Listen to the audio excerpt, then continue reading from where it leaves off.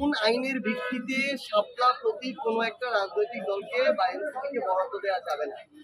আমরা আমাদের যারা আইনজ্ঞ আছেন, আইন নিয়ে পড়াশোনা করেন, আইন পড়ান, আইন তৈরি করেন, এরকম অনেক মানুষের সাথে আমরা কথা বলেছি।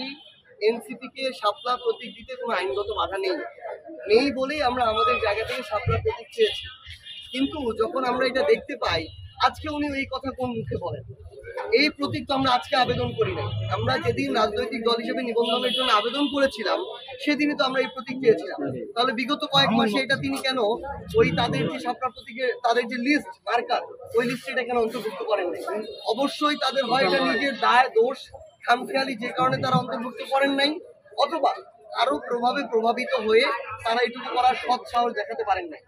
যেই নির্বাচন কমিশন একটা রাজনৈতিক দলকে তাদের প্রাপ্য মার্কাটা দেওয়ার সৎ সাহস দেখাতে পারে না, আমরা মনে করি সেই নির্বাচনের অধীনে একটা সুষ্ঠু নির্বাচন এই বাংলাদেশে হতে পারে না।